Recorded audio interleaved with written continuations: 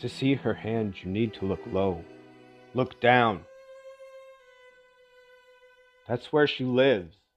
Low to the ground. Low on the priority list. Low on the social scale. She's low. Can you see it? Her hand?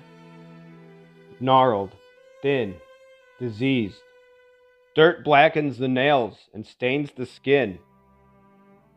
Look carefully amid the knees and feet of the crowd. They're scampering after Christ. He walks, she crawls. People bump her, but she doesn't stop. Others complain. She doesn't care. The woman is desperate. Blood won't stay in her body. There was a woman in the crowd who had had a hemorrhage for 12 years. Mark 5:25.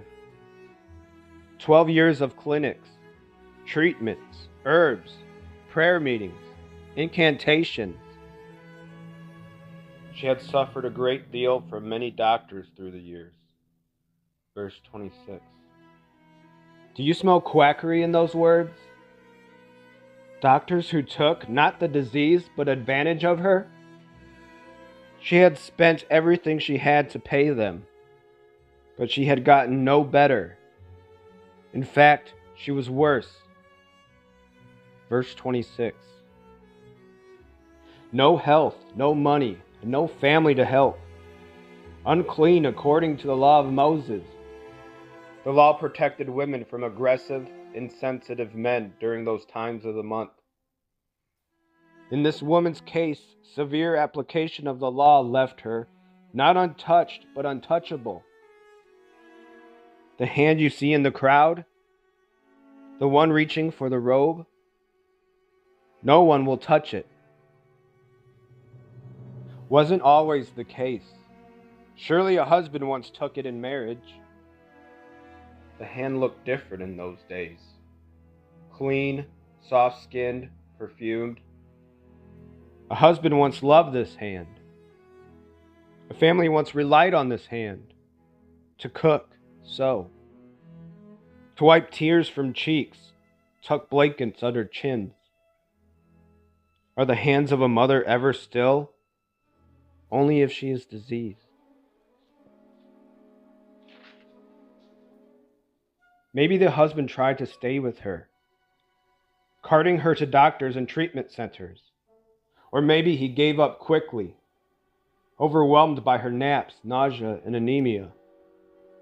So he put her out. A change of clothes and a handful of change. That's it. Close the door. So she has nothing. No money, no home, no health, dilapidated dreams, deflated faith. Unwelcome in the synagogue. Unwanted by her community. For 12 years she has suffered. She has nothing, and her health is getting worse. Maybe that's what did it. She had grown worse. Verse 26. This morning she could scarcely stand. She splashed water on her face and was horrified by the skeletal image in the pool. What you and I see in Auschwitz photos, she saw in her reflection. Gaunt cheeks, tired and taut skin, and 2 full moon eyes.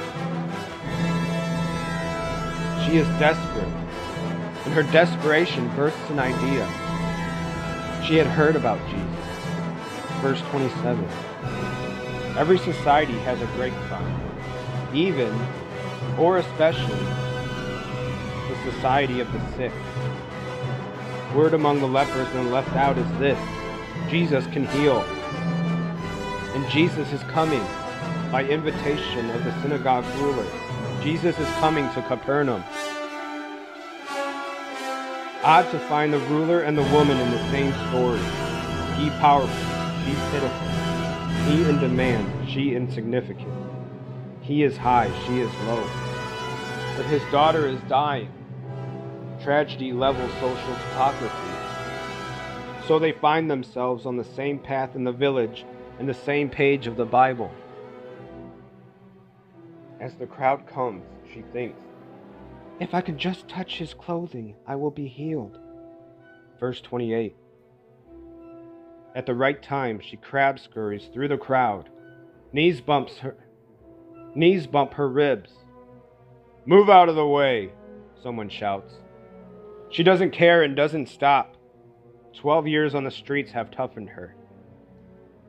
Jesus' robe is in sight. 4 tassels dangle from blue threads, ornaments of holiness worn by Jewish men. How long since she has touched anything holy? She extends her hand toward a tassel. Her sick hand, her tired hand, the hand the husband no longer wants and the family no longer needs. She touches the robe of Jesus, and immediately the bleeding stopped, and she could feel that she had been healed. Verse 29. Life rushes in. Pale cheeks turn pink. Shallow breaths become full. Hoover Dam cracks and a river floods. The woman feels power enter, and Jesus feels power exit. Jesus realized at once that healing power had gone out from him. So he turned around in the crowd and asked, "Who touched my clothes?" Verse 30. Did Christ surprise even Christ? Has Jesus the divine moved faster than Jesus the human? The Savior outstepped the neighbor? Who touched my clothes? His disciples think the query is odd. All this crowd is pressing around you. How can you ask, "Who touched me?" But he kept on looking around to see who had done it. Verses 31 through 32. Can we fault this woman's timidity? She doesn't know what to expect. Jesus could berate her, embarrass her. Besides, he was her last choice. She had sought the help of a dozen others before she sought his. And the people, what will they do? What will the ruler of the synagogue do? He is upright, she is unclean. And here she is, lunging at the town guest. No wonder she is afraid. But she has one reason to have courage. She is healed.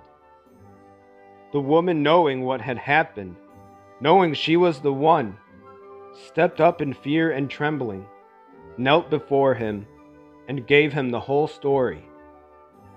Verse 33. The whole story. How long had it been since someone put the gear of life in park, turned off the key, and listened to her story? But when this woman reaches out to Jesus, he does. With the town bishop waiting, a young girl dying, and a crowd pressing, he still makes time for a woman from the fringe.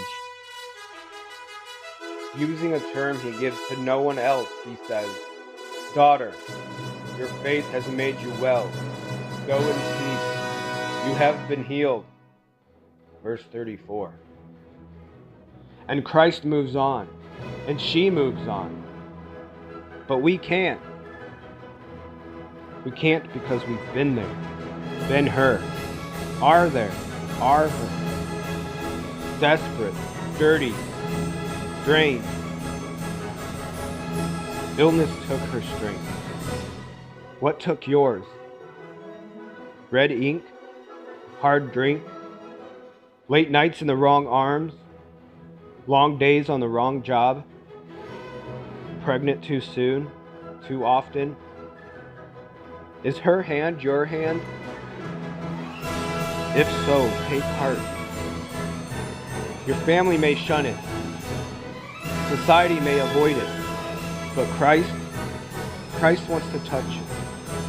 When your hand reaches through the masses, he knows. Yours is the hand he loves to hold.